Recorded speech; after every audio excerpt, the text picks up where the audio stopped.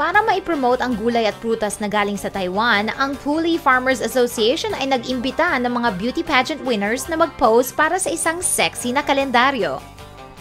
Ang bawat kopya ng kalendaryo ay nasa halagang 168 NT dollars. May isang kliyente na nagbigay ng 10,000 NT para sa kalendaryo at iba pang paninda.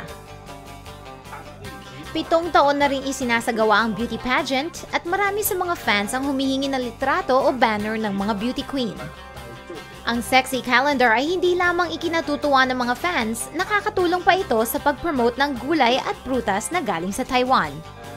Para sa mga interesado, hanapin ang Puli Farmers Association sa internet.